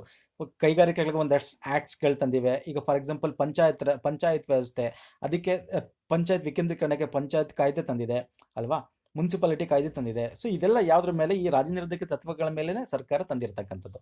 ಸೊ ಇದನ್ನು ಯೂಸ್ ಮಾಡಿಕೊಂಡು ಸರ್ಕಾರ ಏನು ಬೇಕಾದ್ರೂ ಮಾಡಿಫೈ ಮಾಡ್ಬೋದು, ಆಯಿತಾ, ಅರ್ಥ ಮಾಡ್ಕೊಳ್ಳಿ. ಫಾರ್ ಎಕ್ಸಾಂಪಲ್ ಇನ್ನೊಂದು ವಿಷಯ ಹೇಳ್ತೀನಿ ನಾನು ನಿಮಗೆ, ಇಲ್ಲಿ ರಾಜ್ಯ ನಿರ್ದೇಶಕ ತತ್ವಗಳಿಗೆಗೋಸ್ಕರ ನಾವು ಮೂಲಭೂತ ಹಕ್ಕನ್ನ ಮಾಡಿಫೈ ಮಾಡೋಕ್ಕಾಗಲ್ಲ, ಅರ್ಥ ಆಯ್ತಾ. ಮೂಲಭೂತ ಅಂದರೆ ಇಲ್ಲಿ ಏನು 2 ಆರ್ಟಿಕಲ್ ಬಿಟ್ಟು ಇನ್ನೆಲ್ಲ ಮಾಡಿಫೈ ಮಾಡ್ಬೋದು. ಮುಂದೆ ಹೇಳ್ತೀನಿ, ನಾನು ಈಗಲೇ ಹೇಳೋದು ನಿಮ್ಗೆ ಕನ್ಫ್ಯೂಸ್ ಆಗುತ್ತೆ. ಮುಂದೆ ಹೋಗ್ತಾ ಹೇಳ್ತೀನಿ, ಈ ವಿಡಿಯೋ ಕೊನೆಯಲ್ಲಿ ಹೇಳ್ತೀನಿ ಅದನ್ನು. ಫೈನ್. ವಿಧಿ 43 ಏನು ಹೇಳುತ್ತೆ, ಕೈಗಾರಿಕಾ ನಿರ್ವಹಣೆಯಲ್ಲಿ ಕೆಲಸಗಾರರು ಭಾಗವಹಿಸುವಿಕೆ ಅದ್ರ ಬಗ್ಗೆ ಮಾತಾಡುತ್ತೆ. ಅಂದರೆ ಕೆಲಸಗಾರರು ಭಾಗವಹಿಸಿಕೆ ಅಂದರೆ ಹೆಂಗೆ ಕೆಲಸಗಾರರು ಭಾಗವಹಿಸಬೇಕು, ಅವ್ರ ಏಜ್ ಏನಿರಬೇಕು, ಸೊ ಅವ್ರಿಗೆ ಏನು ಕೂಲಿ ಕೊಡಬೇಕು, ಅವರ ಒಂದು ಬದುಕು ಸ್ಥಿತಿ ಹೆಂಗೆ ನಿರ್ಮಾಣ ಮಾಡಿಕೊಡ್ಬೇಕು, ಸೊ ಇದ್ರ ಬಗ್ಗೆ ಮಾತಾಡುತ್ತೆ. ನೋಡಿ 44ನೇ ವಿಧಿ ನಾಗರಿಕ ಏಕರೂಪ ಸಿವಿಲ್ ಸಂಹಿತೆ ಬಗ್ಗೆ ಮಾತಾಡುತ್ತೆ ಅಲ್ವಾ. ಎಲ್ಲರಿಗೂ ಒಂದೇ civil code, uniform civil code. ಅಂದರೆ ನಮ್ಮ ಈಗ ಇದೇ ಕಾನ್ಫ್ಲಿಕ್ಟ್ ಸ್ಟಾರ್ಟ್ ಆಗಿದ್ದು ಸಹಿನಾ ಬಾವು ಕೇಸಲ್ಲಿ. ನಿಮ್ಗೆ ಗೊತ್ತಿದೆ, ಈಗ ತ್ರಿವಳಿ ತಲಾಕ್ ಈ ಒಂದು ಬೇಸಿಸ್ಗೆ ಒಂದು ರೀತಿ ಉತ್ತೇಜನ ಕೊಡ್ದಂಗೆ ಆಯಿತು. ತ್ರಿವಳಿ ತಲಾಕ್ ಬಗ್ಗೆ ಯಾವಾಗ ಸುಪ್ರೀಂ ಕೋರ್ಟ್ ತೀರ್ಪು ಕೊಡ್ತು, ಇದಕ್ಕೆ ಆ್ಯಕ್ಟೇ ತಂತು ಸರ್ಕಾರ, ಕೇಂದ್ರ ಸರ್ಕಾರ. ಸೊ ಇದರಿಂದ ಏನಾಗುತ್ತೆ, ಒಂದು ಯೂನಿಫಾರ್ಮ್ ಸಿವಿಲ್ ಕೋಡ್ ಎಸ್ಟಾಬ್ಲಿಷ್ ಮಾಡೋಕ್ಕೆ ಈಗ ನಮ್ಮ ಹಿಂದೂಗಳ ಇದಕ್ಕೋಸ್ಕರ ಒಂದು ಆ್ಯಕ್ಟ್ ಬಂತು. ಅಲ್ಲಿ ನಮ್ಮ ಒಂದು ಏನಿದೆ ಸಂಪ್ರದಾಯದ ಕಾನೂನು ವರ್ಕ್ ಆಗಲ್ಲ. ಅದೇ ಈ ಇಸ್ಲಾಂ ಧರ್ಮದವ್ರಿಗೆ ಏನು ಇರುತ್ತೆ, ಅವ್ರ ಶರಿಯಾ ಕಾನೂನು ಇರುತ್ತೆ, ಅದನ್ನು ಕೂಡ ಬಂದ್ ಮಾಡಬೇಕು ಅಂತ ಹೇಳ್ತಾ ಇರ್ತಕ್ಕಂಥದ್ದು ಎಷ್ಟೊಂದು ಜನ. Because uniform civil code maintain ಮಾಡಬೇಕು ಅದಕ್ಕೋಸ್ಕರ. ಸೊ ಇದ್ರ ಬಗ್ಗೆ ನಾನು ಡೀಟೇಲ್ ಆಗಿ ಈಗ ಹೇಳಕ್ ಹೋದ್ರೆ ತುಂಬ ಟೈಮ್ ತಗೊಳುತ್ತೆ. ನಾನು ಬೇಕಸ್ ಈ ಪಾರ್ಟನ್ನು ಈ ಒಂದು ವಿಡಿಯೋದಾಗ ಕವರ್ ಮಾಡಬೇಕು ಅಂತ ನನ್ನ ಒಂದು ಇದು. ತುಂಬ ಪಾರ್ಟ್ಸ್ಗಳು ಮಾಡ್ಕೊಂಡ್ರೆ ನಿಮಗೂ ಕೂಡ ತುಂಬ ಬೋರ್ ಅನ್ಸ್ಬಿಡುತ್ತೆ. ಬೋರ್ ಅನ್ಸ್ಬಾರ್ದು ನಿಮಗೆ. ಸಂವಿಧಾನ ಇಂಟ್ರೆಸ್ಟಿಂಗ್ ಆಗಿರಬೇಕು. ಅದಕ್ಕೆ ಎಷ್ಟು ಬೇಕು ಅಷ್ಟು ಮಾತ್ರ ತಿಳ್ಕೊತಾ ಹೋಗೋಣ, ಎಕ್ಸಾಮ್ ಪರ್ಸ್ಪೆಕ್ಟಿವ್ ತಿಳ್ಕೊತಾ ಹೋಗೋಣ ಸ್ನೇಹಿತರೆ. ಫೈನ್. ವಿಧಿ 45 ಹೇಳುತ್ತೆ ಮಕ್ಕಳಿಗೆ ಉಚಿತ ಮತ್ತು ಕಡ್ಡಾಯ ಶಿಕ್ಷಣ ಅವಕಾಶಕ್ಕೆ ಕಲ್ಪಿಸಿಕೊಡುತ್ತೆ. ಸೊ ಇದು ರಾಜನಿರ್ದೇಶಕ ತತ್ವದಲ್ಲೂ ಇತ್ತು. ಆಮೇಲೆ ಕೊನೆಗೆ ಇದನ್ನು ನಮಗೆ ತಿದ್ದುಪಡಿ ಮಾಡಿ ನಮ್ಮ ಮೂಲಭೂತ ಹಕ್ಕಿಗೂ ಕೂಡ ಹಾಕಿದ್ದಾರೆ. ವಿಧಿ 46 ಹೇಳುತ್ತೆ ಅನುಸೂಚಿತ ಜಾತಿ, ಅನುಸೂಚಿತ ಬುಡಕಟ್ಟು ಮತ್ತಿತರ ದುರ್ಬಲ ವರ್ಗಗಳ ಶೈಕ್ಷಣಿಕ ಮತ್ತು ಆರ್ಥಿಕ ಶಕ್ತಿ ವರ್ಧನೆ. ಸೊ ಇದಕ್ಕೋಸ್ಕರನೇ ಏನು ಸರ್ಕಾರ ಕಾನೂನುಗಳು ತಂದಿರತಕ್ಕಂಥದ್ದು, ರಿಸರ್ವೇಷನ್ ಆಗಿರ್ಬೋದು, ಎಜುಕೇಷನ್ ಆಗಿರ್ಬೋದು, ಸೊ ಎಲ್ಲದರಲ್ಲೂ ತಂದಿರತಕ್ಕಂಥದ್ದು. ಮತ್ತು ಅವ್ರಿಗೆ ಒಂದು ಸ್ಕಾಲರ್ಶಿಪ್ ರೀತಿ ಆಗಿರ್ಬೋದು. ಸೊ ಈ ಒಂದು ಇದನ್ನೆಲ್ಲ ಈ ಒಂದು ಬೇಸಿಸ್ ಮೇಲೆ ಸರ್ಕಾರ ಎಸ್ಟಾಬ್ಲಿಷ್ ಮಾಡ್ತಾ ಇರೋದು. ಫೈನ್. ನೆಕ್ಸ್ಟ್ ವಿಧಿ 47 ಹೇಳುತ್ತೆ ಪೌಷ್ಟಿಕತೆಯ ಮಟ್ಟ ಮತ್ತು ಜೀವನ ಮಟ್ಟವನ್ನು ಹೆಚ್ಚಿಸುವುದು ಮತ್ತು ಸಾರ್ವಜನಿಕ ಆರೋಗ್ಯಗಳನ್ನು ಸುಧಾರಿಸುವುದು ರಾಜ್ಯದ ಕರ್ತವ್ಯ. ಅಂದರೆ ಪೌಷ್ಟಿಕ ಆಹಾರ, ಫಾರ್ ಎಕ್ಸಾಂಪಲ್ ಪೌಷ್ಟಿಕ ಆಹಾರ ಯಾರಿಗೆ ಬೇಕು, ಒಂದು ಬಡವರಿಗೆ ಬೇಕು, ಅದಕ್ಕೆ ಏನೇನು ಪ್ರೋಗ್ರಾಮ್ ಕೈಗೊಂಡಿದೆ, ನಾವು ಇದನ್ನೆಲ್ಲ ನಾವು ಯೋಜನೆಗಳಲ್ಲಿ ನೋಡಿದ್ದೀವಿ. ಸೊ ಈ ಯೋಜನೆಗಳನ್ನ ನಾನು ಡಿಸ್ಕಸ್ ಮಾಡೋಕ್ಕೆ ಹೋಗಲ್ಲ. ಅಂದರೆ ಏನೇನು ಮಾಡುತ್ತೆ ಅಂತ ಹೇಳ್ತಾ ಇದ್ದೀನಿ. ಪೌಷ್ಟಿಕಾಂಶ ಗೋಸ್ಕರ ಪೋಷಣ ಅಭಿಯಾನ ತೊಗೊಂಬಂದಿರೋದು, ಅದು ಯಾರಿಗೆ, ಗರ್ಭಿಣಿಯರಿಗಾಗಿರ್ಬೋದು, ಹದಿಹರಿಯಾದ ಶಿಶುಗಳಿಗಾಗಿರ್ಬೋದು ಅಲ್ವಾ. ಸೊ ಈ ರೀತಿ ಬಡವರಿಗೋಸ್ಕರ ಏನು ಪೋಷಕ ತಂದಿದೆ. ನ್ಯಾಯಬೆಲೆ ಅಂಗಡಿ ಮುಖಾಂತರ ಅವರಿಗೆ ಕಮ್ಮಿ ಬೆಲೆಯಲ್ಲಿ ಉಚಿತವಾಗಿ ಆಹಾರ ಪದಾರ್ಥಗಳ ವಿತರಣೆ ಅಲ್ವಾ. ಇದೆಲ್ಲ ಏನು ಮಾಡುತ್ತೆ, ಈ ಒಂದು ವಿಧಿಗಳ ಅನ್ವಯ ಸರ್ಕಾರ ಪ್ರೋಗ್ರಾಮ್ ತಂದಿರ್ತಕ್ಕಂಥ. ಅದಕ್ಕೆ ಇದನ್ನು ಸರ್ಕಾರ ಈ ವಿಧಿಗಳನ್ನ ಯೂಸ್ ಮಾಡಿಕೊಂಡು ಅವರು ಆರ್ಟಿಕಲ್ಸ್ನ, ರಾಜನಿರ್ದೇಶಕ ತತ್ವಗಳಲ್ಲಿರ್ತಕ್ಕಂಥ ಆರ್ಟಿಕಲ್ಸ್ನ ಅವರು ಪ್ರೋಗ್ರಾಮಲ್ಲಿ ತರಬೇಕು ಅನ್ನೋದು ಓವರಾಲ್ ಒಂದು ಕಾನ್ಸೆಪ್ಟ್ ಇರೋದು. ಓಕೆ. ವಿಧಿ 48 ಏನಾಗಿರುತ್ತೆ, ರಾಜ್ಯ ಕೃಷಿ ಮತ್ತು ಪಶುಸಂಗೋಪನಾ ಆಧುನಿಕ ವೈಜ್ಞಾನಿಕ ರೀತಿಯ ಸಂಘಟಿಸುವುದು. ಸೊ ಇದೆಲ್ಲ ಜಸ್ಟ್ ನೀವು ನೋಡ್ಕೊಳ್ಳಿ. ನೋಡಿ ಇಲ್ಲಿ ನೋಡಿ 48 ಇದೆಯಲ್ಲ, 48ರಿಂದ ನಿಮಗೆ ಉದಾರತ ತತ್ವ ಅಡಿಯಲ್ಲಿ ಬರ್ತಕ್ಕಂಥದ್ದು. ಅಂದರೆ ಕೃಷಿ ಬಗ್ಗೆ, ಪಶುಸಂಗೋಪನಾ ಬಗ್ಗೆ, ಅಂದರೆ ಪ್ರಾಣಿ ಪಕ್ಷಿಗಳ ಬಗ್ಗೆ ಉದಾರತೆ ತೋರಿಸ್ತಕ್ಕಂಥದ್ದು, ದೇಶದ ಪರಿಸರ ಸಂರಕ್ಷಣೆ, ವನ್ಯಜೀವಿಗಳ ರಕ್ಷಣೆ, ಇವೆಲ್ಲ ಇದಕ್ಕೆ ಬೇಕಾಗಂಥ ಕಾನೂನು ಸರ್ಕಾರ ಕೈಗೊಂಡಿದೆ. ಆಲ್ರೆಡಿ ನಿಮಗೆ ಗೊತ್ತಿದೆ, ಆ್ಯಕ್ಟ್ಸ್ಗಳು ತಂದಿವೆ. ಮತ್ತು ರಾಷ್ಟ್ರೀಯ ಮಹತ್ವದ ಐತಿಹಾಸಿಕ ಸ್ಮಾರಕಗಳನ್ನು ರಕ್ಷಣೆ ಮಾಡೋಕ್ಕೂ ಕೂಡ ಒಂದಷ್ಟು ಕಾಯ್ದೆಗಳನ್ನ ತಂದಿವೆ. ನ್ಯಾಯಾಂಗವನ್ನು ಕಾರ್ಯಾಗಾರದಿಂದ ರಾಜ್ಯವು ಪ್ರತ್ಯೇಕಿಸ್ತಕ್ಕಂಥದ್ದು, ಸೊ ದಟ್ ನ್ಯಾಯಾಂಗ ಇಂಡಿಪೆಂಡೆಂಟ್ ಕೆಲಸ ಮಾಡಬೇಕು.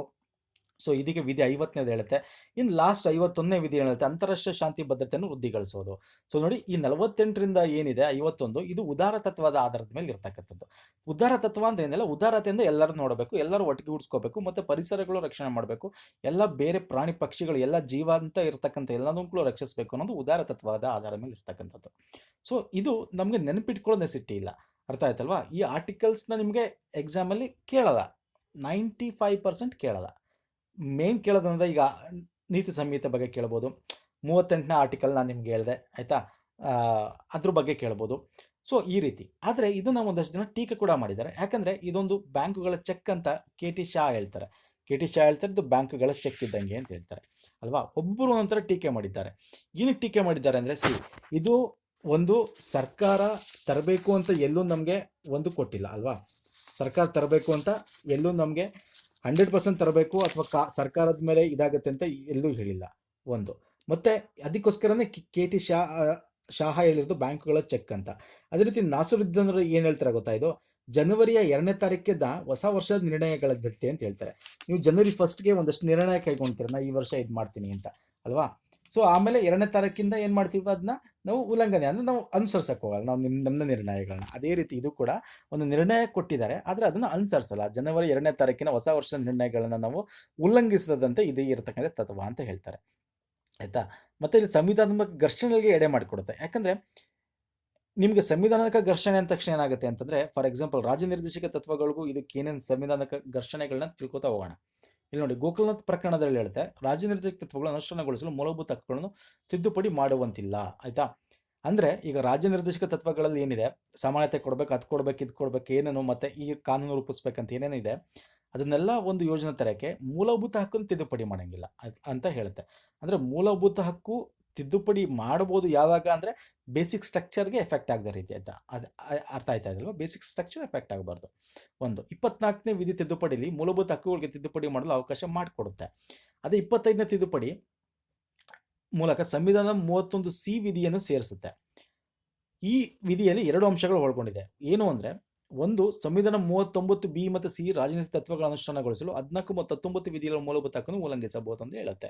ಅಂದರೆ ಅರ್ಥ ಏನು, ನೀವು 14 ಮತ್ತು 13 14 ಮತ್ತು 19 ಹೇಳುತ್ತೆ. 14 ಹೇಳುತ್ತೆ ನಿಮಗೆ ಸಮಾನತೆ ಹಕ್ಕು, 19 ಸ್ವತಂತ್ರದ ಹಕ್ಕು ಅಲ್ವಾ, ಎಲ್ಲರಿಗೂ ಸ್ವತಂತ್ರ ಸಮಾನತೆ ಇರಬೇಕು. ಸೊ ಈ ರೀತಿಯ ಒಂದು ಕಾನೂನು ತರಕ್ಕೆ ಅಂಡರ್ 39C ಮತ್ತು B ಏನು ಹೇಳುತ್ತೆ ಹೇಳಿ, ನಾನು ನಿಮಗೆ ಎಕ್ಸ್ಪ್ಲೈನ್ ಮಾಡಿದೆ. ಫಾರ್ ಎಕ್ಸಾಂಪಲ್ ಜಮೀನುಗಳ ವಿಷಯ ಆಗಿರ್ಬೋದು, ಮತ್ತು ಸ್ಕೀಮ್ಗಳು, ಶ್ರೀಮಂತರು ಬಡವರಿಗೆ, ಶ್ರೀಮಂತರಿಗೆ ತಕ್ಕಂಥ ಸ್ಕೀಮ್ ಇರಬಾರ್ದು, ಬಡವರು ಕೂಡ ಶ್ರೀಮಂತರ ತನಕ ಬರಬೇಕು, ಅದು 39C ಹೇಳುತ್ತೆ.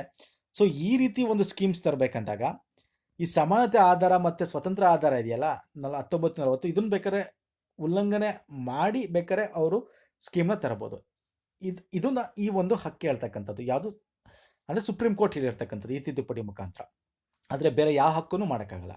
ಅಂದರೆ ಇಲ್ಲಿ ಏನು ಹೇಳುತ್ತೆ ಅಂತಂದರೆ, ಲಾಸ್ಟಲ್ಲಿ ಏನಾಗುತ್ತೆ ಅಂದರೆ, ಇದು ಕಾನ್ಸೆಪ್ಟ್ ಇಷ್ಟೇ, 1914 ಇರ್ತಕ್ಕಂಥ ಸಮಾಜ ಸ್ವಾತಂತ್ರ್ಯದಲ್ಲಿ ಎಲ್ಲರಿಗೂ ಕೊಡಬೇಕು ಮತ್ತು ಈಕ್ವಾಲಿಟಿ ಬರಬೇಕು ಅಂದಾಗ ಒಂದಷ್ಟು ಹಿಂದುಳಿದವ್ರಿಗೂ ಕೂಡ ನಾವು ಮತ್ತು ಸಾಮಾಜಿಕವಾಗಿ, ಶೈಕ್ಷಣಿಕವಾಗಿ, ಆರ್ಥಿಕವಾಗಿ ಹಿಂದುಳಿದು ಮೇಲೆತ್ತಬೇಕಾಗುತ್ತೆ. ಇದಕ್ಕೆ ಕಾನೂನು ರಚಿಸ್ಬೋದು ಅಷ್ಟೇ. ಇದಕ್ಕೋಸ್ಕರ ಮೂಲಭೂತ ಉಲ್ಲಂಘನೆ ಆಗಿದೆ ಅಂಥೇಳಿ ನಾವು ಕೋರ್ಟ್ಗೆ ಹೋಗೋಕ್ಕಾಗಲ್ಲ. ಅದು ಬಿಟ್ಟು ಇನ್ನೆಲ್ಲನೂ ಕೂಡ ಅಪ್ಲಿಕೇಬಲ್ ಆಗುತ್ತೆ ಮೂಲಭೂತ ಹಕ್ಕುಗಳಿಗೆ. ಅರ್ಥ ಆಯ್ತಲ್ವಾ. ನೋಡಿ, ಈ ಮೇಲಿನ ವಿಷಯಗಳನ್ನು ಆಧರಿಸಿ ನ್ಯಾಯಾಲಯದಲ್ಲಿ ದಾವೆ ಹೂಡುವಂತಿಲ್ಲ. ಅರ್ಥ ಆಯ್ತಾ. ಇದೆರಡು ಹೊರಗಿಟ್ಟು ಇನ್ನೆಲ್ಲನೂ ಇದು ಕೂಡ ಮೂಲಭೂತ ಹಕ್ಕಲ್ಲಿ ಇರ್ತಕ್ಕಂಥದ್ದು. ಅಂದರೆ ಆ ಕಾನೂನು ಇರುತ್ತಲ್ಲ, ಅದು ಅಂದರೆ ಏನು ಶೋಷಿತರಿಗೆ ಉಪಯೋಗ ಆಗಿರ್ತಕ್ಕಂಥ ಕಾನೂನು ಆಗಿರಬೇಕು. ಅದು ಬಿಟ್ಟು ಬೇರೆ ಬೇರೆ ರೀತಿ ಕಾನೂನು ತೆಗೆದ್ರೆ ಆವಾಗ ಈ ಅಂಡರ್ ಆರ್ಟಿಕಲಲ್ಲಿ ನಾವು ನ್ಯಾಯಾಲಯದಲ್ಲಿ ದಾವೆ ಹೂಡ್ಬೋದು. ಅರ್ಥ ಆಯ್ತಲ್ವಾ. ಸೊ ಜಾಸ್ತಿ ತಲೆ ಕೆಡಿಸ್ಕೊಬಿಡಿ, ಇಷ್ಟು ತಿಳ್ಕೊಂಡ್ರೆ ಸಾಕು. ಇಲ್ಲಿ ಶ್ರೇಷ್ಠ ಯಾವುದು ಅಂತಂದರೆ ಮೂಲಭೂತ ಹಕ್ಕು ಶ್ರೇಷ್ಠ, ರಾಜನಿರ್ದೇಶಕ ತತ್ವಗಳು ಇದರ ಅಡಿಯಲ್ಲಿ ಬರುತ್ತೆ ಅಂತ ಮಿನರ್ವಾ ಮಿಲ್ಸ್ ಪ್ರಕರಣದಲ್ಲಿ ಸುಪ್ರೀಂ ಕೋರ್ಟ್ ಹೇಳುತ್ತೆ. ಅಂದರೆ ರಾಜನಿರ್ದೇಶಕ ತತ್ವಗಳನ್ನು ಅನುಷ್ಠಾನಗೊಳಿಸಲು ಉದ್ದೇಶಗಳಿಂದ ಮೂಲಭೂತ ಹಕ್ಕುಗಳನ್ನು ಉಲ್ಲಂಘಿಸ ಮಾಡಂಗಿಲ್ಲ ಅಂತ ಹೇಳುತ್ತೆ. ಆದರೆ ಇದೆರಡು ಮಾತ್ರ ಬಿಟ್ಟು ಇನ್ನು ಬೇರೆ ಯಾವುದೇ ಒಂದು ಮೂಲಭೂತ ಹಕ್ಕನ್ನು ಉಲ್ಲಂಘನೆ ಮಾಡಂಗಿಲ್ಲ. ಅರ್ಥ ಆಯ್ತಲ್ವ. ಇಷ್ಟು ತಿಳ್ಕೊಂಡ್ರೆ ಸಾಕು. ಇಲ್ಲಿ ಕಾನ್ಫ್ಲಿಕ್ಟ್ಸ್ ಅಂತಕ್ಕಂಥ ಸ್ಟಾರ್ಟ್ ಆಗುತ್ತೆ. ಏನಕ್ಕೆ ಕಾನ್ಫ್ಲಿಕ್ಟ್ ಸ್ಟಾರ್ಟ್ ಆಗುತ್ತೆ, ಘರ್ಷಣೆ ಸ್ಟಾರ್ಟ್ ಆಗುತ್ತೆ ಏನಕ್ಕೆ, ಇದಕ್ಕೂ ಅದಕ್ಕೂ ಇದ್ಯಾಕೆ ಜಗಳ, ಇದನ್ನು ಇಲ್ಲಿ ಅಂದರೆ ಇವೆರಡರಲ್ಲಿ ಶ್ರೇಷ್ಠತೆ ಯಾವುದು ಅಂದರೆ ಮೂಲಭೂತ ಹಕ್ಕು. ಅರ್ಥ ಆಯ್ತಲ್ವಾ. ಇದು ನ್ಯಾಯರಕ್ಷಿತವಲ್ಲ, ಇದು ನ್ಯಾಯರಕ್ಷಿತವಾದದ್ದು. ಏನಕ್ಕೆ ಶ್ರೇಷ್ಠತೆ ಅಂದರೆ ಇದು ಪ್ರತಿಯೊಬ್ಬ ಮನುಷ್ಯನ ಹಕ್ಕನ್ನು ಕಾಯ್ದಿರಿಸುತ್ತೆ. ಆದರೆ ಇದು ಒಂದು ಸಮಾಜದ ಒಂದು ಪಂಗಡದ ಏಳಿಗೆಗಾಗಿ ಇರ್ತಕ್ಕಂಥದ್ದು. ಇದು ತುಂಬ ಇಂಪಾರ್ಟೆಂಟ್ ಆಗಿರೋ ಪಾಯಿಂಟು, ಅರ್ಥ ಮಾಡ್ಕೊಳ್ಳಿ. ಇಲ್ಲಿ ಕಾನ್ಫ್ಲಿಕ್ಟ್ಸ್ ಘರ್ಷಣೆಗೆ ಮೇನ್ ಬೇಸಿಕ್ ಏನು ಅಂತಂದರೆ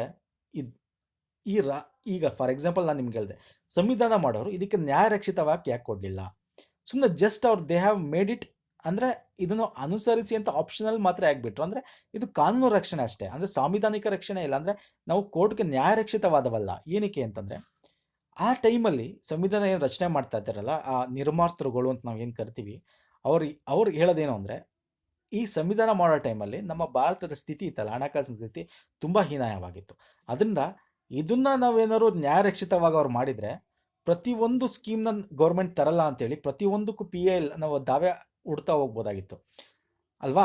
ದಾವೆ ಹೂಡ್ದಾಗ ಏನಾಗುತ್ತೆ, ಸರ್ಕಾರ ದುಡ್ಡೆಲ್ಲಿಂದ ತರುತ್ತೆ ಅಲ್ವಾ? ಪ್ರತಿಯೊಂದು ಇದಕ್ಕೂ ಅವ್ರ ಸ್ಕೀಮ್ನ ತಂದು ಪ್ರತಿಯೊಂದು ಇದಕ್ಕೂ ಮಾಡಬೇಕು ಅಂತಾರೆ, ಆಗಲ್ಲ. ಅದಕ್ಕೋಸ್ಕರ ಹಣಕಾಸಿನ ಒಂದು ಸಂಪನ್ಮೂಲ ಇರಲಿಲ್ವಲ್ಲ, ಅದಕ್ಕೆ ಇದನ್ನ ಏನು ಮಾಡಿದ್ರು, ಹೊರಗಿಟ್ರು ನ್ಯಾಯರಕ್ಷಿತದಿಂದ. ಇನ್ನೊಂದು ಮತ್ತೆ ರಾಷ್ಟ್ರದಲ್ಲಿ ಕಂಡು ಬಂದ ಅತಿಯಾದ ವೈವಿಧ್ಯತೆ, ಅಂದರೆ ನಮ್ಮ ದೇಶದಲ್ಲಿ ಒಂದು ನಿಮ್ಗೆ ಯಾವುದೇ ತಗೊಳ್ಳಿ, ಒಂದು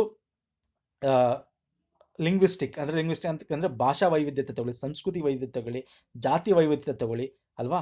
ಎಷ್ಟಿದೆ, ಸಾವಿರಾರು ಟೈಪ್ ಇದೆ. ಸೊ ಅದರಿಂದ ಇಂಥ ವೈವಿಧ್ಯತೆ ಇರಬೇಕಾದ್ರೆ ಮತ್ತು ಬಡತನ ಇರೋದ್ರಿಂದ ರಾಜನಿರ್ದೇಶಕ ತತ್ವಗಳ ಅನುಷ್ಠಾನಕ್ಕೆ ತಡೆ ಓಡುತ್ತವೆ. ಯಾಕಂದರೆ ದುಡ್ಡಿಲ್ಲ, ಒಂದು ಬಡತನ ಇದೆ, ಮತ್ತು ಇದರ ವೈವಿಧ್ಯತೆ ಇದೆ. ಅಂದರೆ ಪ್ರತಿಯೊಂದು ಸಣ್ಣ ಸಣ್ಣ ಜನಾಂಗಗಳು ಇದುಗಳನ್ನು ನಾವು ಭಾಷೆಗಳನ್ನು ಮುಂದೆ ತರಬೇಕು ಅಂತ, ಸಮಾನವಾಗಿ ನೋಡಬೇಕು ಅಂತಂದರೆ ದುಡ್ಡು ಜಾಸ್ತಿ ಬೇಕು, ದುಡ್ಡು ಇಲ್ಲ.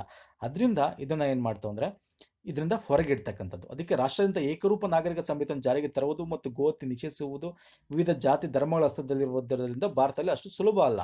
ಸೊ ಆ ಟೈಮ್ ಮೊದಲೇ ನಿಮ್ಗೆ ಗೊತ್ತು, ಪಾಕಿಸ್ತಾನ ಇಂಡಿಯಾ ಡಿವೈಡ್ ಆಗಿ ಏನಾಗಿತ್ತು, ವಲಸಿಗರು ಜಾಸ್ತಿ ಆಗಿದ್ರು, ಮತ್ತು ಅವ್ರಿಗೆ ಒಂದು ರೂಪುರೇಷೆನೇ ಇನ್ನೂ ಕೈಗೊಂಡಿರಲಿಲ್ಲ ಸಂವಿಧಾನ ರಚನೆ ಮಾಡೋ ಟೈಮಲ್ಲಿ.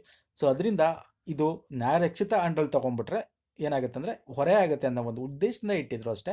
ಬಟ್ ಇವಾಗಲೂ ಕೂಡ ಇದನ್ನು ನ್ಯಾಯರಕ್ಷಿತ ಅಂಡಲ್ ತರಬಹುದು ಈಗಿನ ಒಂದು ಸಂವಿಧಾನ ರಚನೆ ಮಾಡ್ಬೇಕಾದ್ರೆ. ಬಟ್ ಎಗೇನ್ ಇದು ಮೂಲ ಅಂದರೆ ಬೇಸಿಕ್ ಸ್ಟ್ರಕ್ಚರ್ಗೆ ಎಫೆಕ್ಟ್ ಆಗುತ್ತೋ ಇಲ್ವೋ ಅಂತ ಸುಪ್ರೀಂ ಕೋರ್ಟ್ ಹೇಳುತ್ತೆ. ನಾವು ಅಷ್ಟು ಅನಾಲಿಸಿಸ್ ಮಾಡೋಷ್ಟು ಬುದ್ಧಿವಂತರಲ್ಲ, ಬಟ್ ತರೋ ಅಂತ ರೀತಿ ಇದೆ. ಯಾಕಂದರೆ ಇದು ಸಂವಿಧಾನಿಕ ತರಬೇಕು ಅಂದರೆ ಇದನ್ನು ಸಂವಿಧಾನಿಕ ತಿದ್ದುಪಡಿ ಆಗಬೇಕು ಅಕಾರ್ಡಿಂಗ್ ಟು 368 ಆರ್ಟಿಕಲ್ ಅಲ್ವಾ? 368 ಆರ್ಟಿಕಲಿಂದ ಸಂವಿಧಾನಿಕ ತಿದ್ದುಪಡಿ ಆಗಬೇಕಾಗುತ್ತೆ.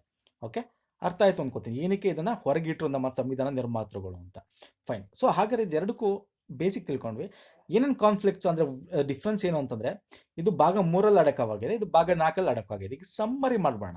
ನೆಕ್ಸ್ಟು ಸಾರಾಂಶ. ವೈಯಕ್ತಿಕ ಸ್ವಾತಂತ್ರ್ಯದ ಲಕ್ಷಣವನ್ನು ಕುರಿತಾಗಿದೆ. ಇದು ಮೂಲಭೂತ ಹಕ್ಕು, ನಮ್ಮ ವೈಯಕ್ತಿಕ ಸ್ವಾತಂತ್ರ್ಯ. ನಾನು ನಿಮ್ಗೆ ಆಗಲೇ ಹೇಳಿದೆ, ಇದು ಒಂದು ಸಮುದಾಯದ ಸಾಮಾಜಿಕ ಆರ್ಥಿಕ ನ್ಯಾಯದ ಆದರ್ಶದ ಸಾಧನೆಗೆ ಇರತಕ್ಕಂಥ ಕರ್ತವ್ಯಗಳು.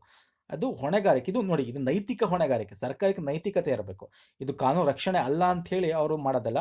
ಕಾನೂನು ನೈತಿಕತೆ ಇದ್ದು ಅವ್ರಿಗೆ ನೈತಿಕತೆ ಇದ್ದು ತಂದಾಗ ಏನಾಗುತ್ತೆ, ಇವಾಗಿನ ಸರ್ಕಾರ ಇದು ನೈತಿಕತೆ ಇದ್ದು ಈ ಒಂದು ರಾಜನಿರ್ದೇಶಕ ತತ್ವದಲ್ಲಿ ಇರತಕ್ಕಂಥದ್ದನ್ನ ಕರೆಕ್ಟಾಗಿ ಅವ್ರು ಸ್ಕೀಮ್ಸ್ ತಂದು ಜನರ ಏಳಿಗೆಗೆ ದುಡಿದ್ರೆ ನೆಕ್ಸ್ಟು ಅವ್ರಿಗೆ ರಿಸಲ್ಟ್ ಏನಾಗುತ್ತೆ, ನೆಕ್ಸ್ಟ್ ಎಲೆಕ್ಷನಲ್ಲಿ ದೇ ವಿಲ್ ಎಲೆಕ್ಟ್. ಇಲ್ಲಾಂದ್ರೆ ಏನು ಮಾಡ್ತಾರೆ, ಅವರು ಸರ್ಕಾರ ಬೀಳ್ತಕ್ಕಂಥದ್ದು ಅಲ್ವಾ?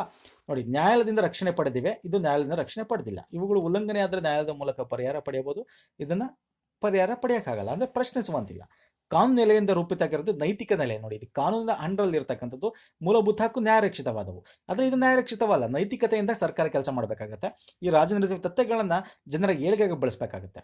ಅರ್ಥ ಆಯ್ತಲ್ವಾ?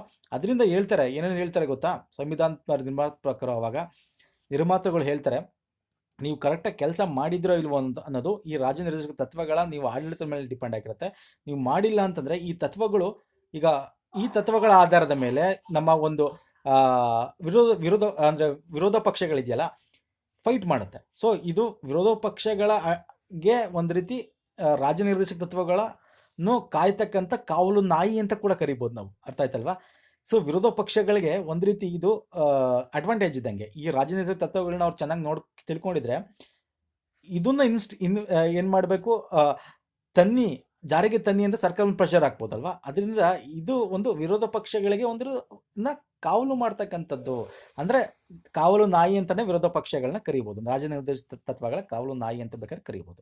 ಅರ್ಥ ಮಾಡ್ಕೊಳ್ಳಿ. ಇದನ್ನೆಲ್ಲ ಈ ರೀತಿ ನೀವು ಬರೀಬೇಕು ಎಕ್ಸಾಮಲ್ಲಿ, ಆನ್ಸರ್ ರೈಟಿಂಗ್ ಎಲ್ಲ. ಅದು ನಿಮಗೆ ಈ ರೀತಿ ಪದಗಳು ಯೂಸ್ ಮಾಡಿ ಬರ್ದಾಗ ಏನಾಗುತ್ತೆ, ಸೊ ಯು ನೋ ದಟ್ ಅಂತೇಳಿ ಒಳ್ಳೆ ಮಾರ್ಕ್ಸ್ಗಳು you will get it. Okay, ಮೂಲಭೂತ ಹಕ್ಕುಗಳು ನಿಷೇಧಾತ್ಮಕವಾಗಿದ್ದು ಸರ್ಕಾರವು ಕೆಲವು ಕರ್ತವ್ಯಗಳನ್ನು ಮಾಡದಂತೆ ನಿಷೇಧಿಸುತ್ತೆ ಅಲ್ವಾ?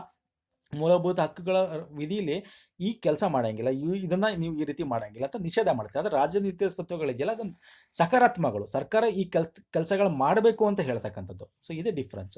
ಮತ್ತು ರಾಜಕೀಯ ಪ್ರಜಾಸತ್ತತೆಯನ್ನು ಖಾತರಿಗೊಳಿಸುತ್ತೆ. ಇದು ಸಾಮಾಜಿಕ ಆರ್ಥಿಕ ಪ್ರಜಾಪ್ರಭುತ್ವವನ್ನು ಖಾತರಿಗೊಳಿಸುತ್ತೆ. ಸಾಮಾಜಿಕ ಮತ್ತು ಆರ್ಥಿಕ ಅಸಮಾನತೆಯನ್ನು ಕಡಿಮೆ ಮಾಡಿ ಕಲ್ಯಾಣ ರಾಜ್ಯ ನಿರ್ಮಾಣಕ್ಕೆ ಎಡೆ ಮಾಡಿಕೊಡ್ತಕ್ಕಂಥ ರಾಜನಿರ್ದೇಶಕ ತತ್ವಗಳು. ಸೊ ಇದೆರಡಕ್ಕೂ ಮೇನ್ ಡಿಫ್ರೆನ್ಸ್ ನಿಮ್ಗೆ ಅರ್ಥ ಆಯಿತು ಅನ್ಕೋತೀನಿ ಅಲ್ವಾ? ಒಂದು, ರಾಜ್ಯ ನಿರ್ದೇಶಕ ತತ್ವಗಳನ್ನ ಅನುಸರಿಸ ಮಾಡೋಕ್ಕೆ ಮೂಲಭೂತ ಹಕ್ಕುಗಳನ್ನ ಏನು ಮಾಡಂಗಿಲ್ಲ, ಚೇಂಜ್ ಮಾಡಂಗಿಲ್ಲ. ಅರ್ಥ ಆಯ್ತಾ? ಅಂದರೆ ಒಂದು ಅಷ್ಟು ಸರ್ಕಮ್ಟೆನ್ಸಸ್ಸಲ್ಲಿ ಆರ್ಟಿಕಲ್ 14 ಮತ್ತು 19ಗೆ ಒಂದಷ್ಟು ಕ್ಲಾಸಲ್ಲಿ ಮಾತ್ರ ಮಾಡೋಕ್ಕೆ ಸಾಧ್ಯ. ಅದು ಬಿಟ್ಟು ಬೇರೆ ಯಾವುದು ಕೂಡ ಮಾಡೋಂಗಿಲ್ಲ. ಅರ್ಥ ಆಯ್ತಲ್ವಾ? ಅದು 39C ಮತ್ತು ಬಿ ಮತ್ತು ಸಿ ಆರ್ಟಿಕಲ್ಗೆ ಮಾತ್ರ. ಅದನ್ನ ನೆನ್ಪಿಟ್ಕೊಳ್ಳಿ. ಸೊ ಇನ್ನು ಇದೆರಡು ಡಿಫ್ರೆನ್ಸ್ ಏನು ಅಂತ ಕ್ಲೀನಾಗಿ ಹೇಳಿದ್ದೀನಿ, ನಿಮಗೆ ಎಕ್ಸ್ಪ್ಲೈನ್ ಮಾಡಿದ್ದೀನಿ.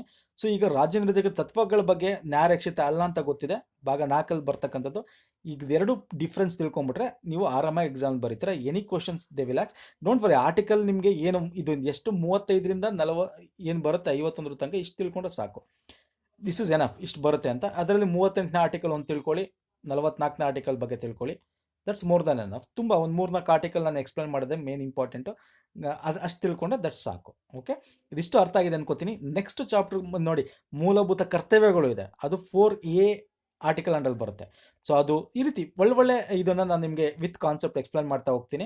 ದಯವಿಟ್ಟು ಲೈಕ್ ಮಾಡಿ ವಿಡಿಯೋ, ಮತ್ತು ಹೆಚ್ಚು ಕಮೆಂಟ್ ಮಾಡಿ. ಕಮೆಂಟ್ ಮಾಡಿಲ್ಲ ಅನ್ನೋ ಸ್ನೇಹಿತರೆ ನಾನು ನೆಕ್ಸ್ಟ್ ವಿಡಿಯೋ ಮಾಡೋಲ್ಲ. ನನಗೆ ಕೇಳೋ ಕ್ವಶನ್ಸ್ಗೆ ಆನ್ಸರ್ ಬರ್ತಾ ಇಲ್ಲ. ಪ್ರತಿ ವಿಡಿಯೋದಲ್ಲಿ 1 ಅಥವಾ 2 ಕೇಳಿರ್ತೀನಿ, ಆನ್ಸರ್ ಬರ್ತಾ ಇಲ್ಲ. ಹೆಚ್ಚು ಕಮೆಂಟ್ ಮಾಡಿ.